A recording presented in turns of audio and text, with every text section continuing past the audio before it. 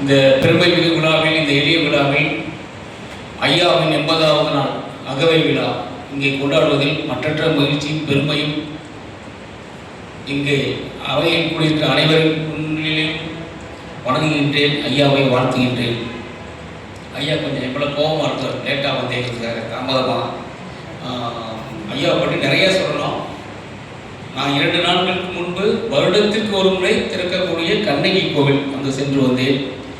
கண்ணகி கோவில் போயிட்டு வர்றதுக்கு ஐயா ப்ரொஃபஸர் கோவிந்தராசனார் அவங்க 17 ஆண்டு காலம் நடைபாதையாய் சைக்கிளில் பயணம் செய்து அந்த கண்ணகி கோவிலை கண்டுபிடித்தவர். அந்த இடத்தை கண்ணகி கோவிலை பார்த்த உடனே சித்ரா பௌர்ணமி என்று அப்படியே சாஷ்டாங்கமாக படுத்து விட்டேன். அந்த மண்ணில் படுத்து வணங்கினேன். ஐயாவை நினைத்து நான் மனம் உருகினேன். எவ்வளவு சிரமப்பட்டிருந்தால் இப்பொழுது இந்த காலத்தில் நாங்கள் ஜீப்பில் போகிறோம், நடந்து போகிறோம்.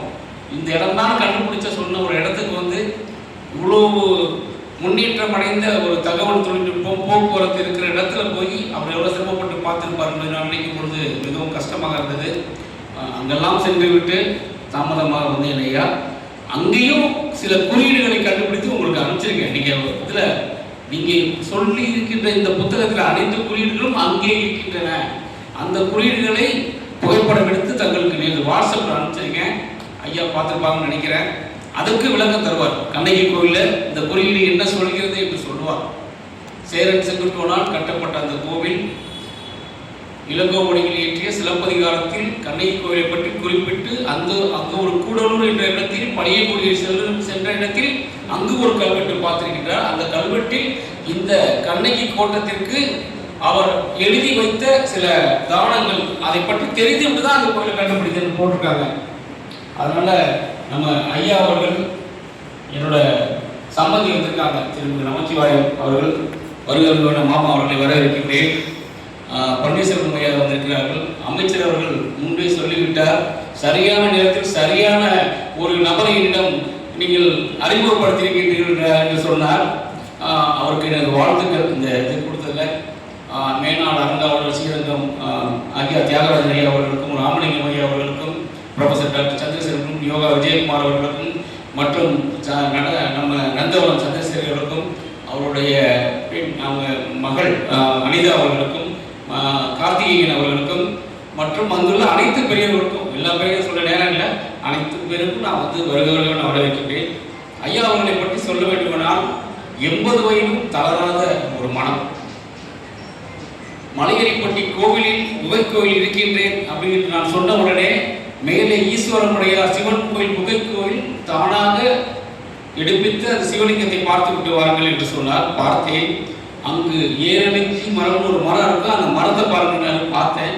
அப்படியே மேலே நடந்து மேலே போனீங்கன்னா அங்கே ஒரு சின்ன ஒரு குகை பாறை இது மாதிரி இருக்கும். அந்த இடத்துல ஒரு குறியீடு போய் பாருங்க. போய் பார்த்தேன். அந்த இடத்துல இருக்க குறியீடும் சிந்து சமவெளி நாகரிகத்தில் உள்ள குறியீடும் ஒன்று என்று, அது சிந்து சமவெளி நாகரிகம் தமிழர் நாகரிகம் என்று இந்த உலகுக்கு அறிமுகப்படுத்திய ஐயா திருப்புகளே சிவா சந்திரபோஸ் ஐயா அவர்கள்.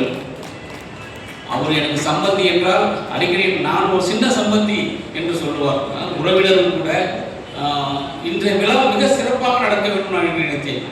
மிக எளிமையாக இதை நடத்தி கொண்டிருக்கிறார். 2-3 நாட்கள் பொருள்கள் ஐயா. நம்மளுடைய தேர்தலில் மே 4 அன்று தேர்தல் முடிவுகள் வரும். அதற்கப்புறம் மிக சிறந்த ஒரு 1000 பேர் கொண்ட ஒரு விழாவாக, பெரும் விழாவாக நாங்கள் நடத்தியுள்ளோம் என்று கூறினாலும் அவர்களுடைய மகன் மற்றும் மகள் அவர்கள் வந்துவிட்டு செல்ல வேண்டிய அந்த ஒரு தான் இந்த விழா இப்படி நடந்து நான் நினைக்கிறேன். சிறப்பாக நிச்சயம் நடத்துவோம் சார். நிறைய விருதுகள் பெற வேண்டியவர். அடுத்த 2-3 ஆண்டுகளில் பல்வேறு விருதுகள் உங்களை நோக்கி வரும் ஐயா. அதற்காக எங்களுடைய மனதார வாழ்த்துக்களும் வணக்கங்களும். ஒன்றே ஒன்று அவரை பற்றி குறிப்பிட வேண்டும் என்று நினைக்கின்றேன்.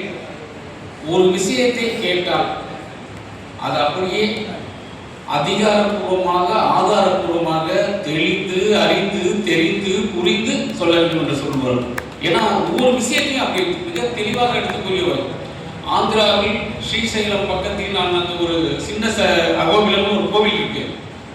அகோபிலம் அந்த இடத்துல அங்கே ஒரு கோட்டுருவம் பார்த்தேன் ஒரு 5 வருடங்களுக்கு முன்பு. அந்த கோட்டுருவத்தை படமாக எடுத்து ஐயாவுக்கு அனுப்பினேன். அவர் என்ன சொன்னார் என்றால், இது திருப்பானாழ்வார் கோட்டுருவம் அப்படின்னு சொல்றாரு. சார் திருப்பானாழ்வார் 1000 கிலோமீட்டர் எப்படி சார் போயிருப்பாங்க அப்படின்னு அவர்கிட்ட கேட்குறேன். அந்த உருவம், இந்த இது, அந்த கையில் இருக்க வில், அந்த இது இதெல்லாம் திருப்பாணாழ்வாருக்கே உரியது. அந்த கச்சை இதெல்லாம் அப்படின்னு சொல்றாரு. நான் நம்புறது எப்படின்னு தெரியல கையா அப்படிங்கிறேன்.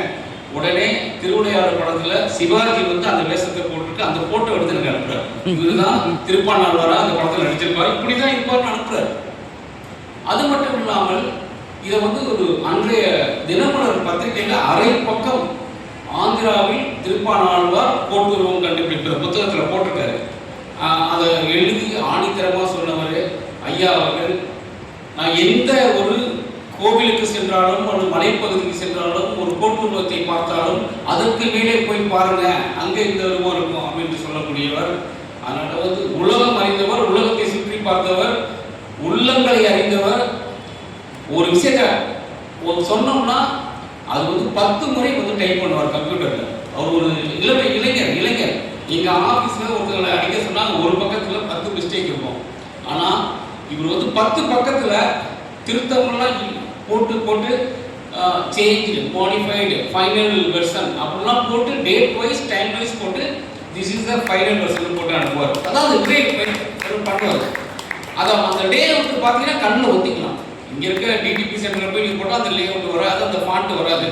என்னுடைய ஃபோட்டோ அதில் வரணும் அந்த புத்தகத்துலன்னு சொல்கிறார் ஐயா. நான் ஒரு 10 ஃபோட்டோ அனுப்புகிறேன், எந்த ஃபோட்டோவும் சரியில்லை, நீ நல்ல ஃபோட்டோ அனுப்பு, நான் உங்கள் ஃபோட்டோ அழகாக போகிறேன். நான் அனுப்பிய ஒரு ஃபோட்டோவை எடுத்து மறுபடியும் அதுக்கு அதை ஃபோட்டோ வந்து இது பண்ணுறாரு,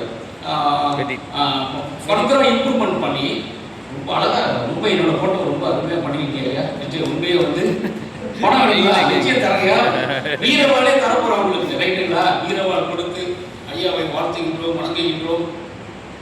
எல்லோரும் வந்து நம்ம வந்து இதை வந்து இன்னும் மேல் உலக எல்லா உலகத்துக்கும் எடுத்து செல்ல வேண்டும். அதே போன்று நம்ம தமிழக அரசு, அதே போன்று மத்திய அரசுக்கு இதை நாம் எடுத்து செல்ல வேண்டும். ஐயாவின் புகழ் எங்கும் பரவ வேண்டும். அடுத்த 2-3 வருடங்களில் அவருக்கு பல்வேறு விருதுகள் பெற நாங்கள் நிச்சயமாக நாங்கள் உங்களோடு துணை இருப்போம் ஐயா. நன்றியும் வாழ்த்துக்களும் வணக்கம்.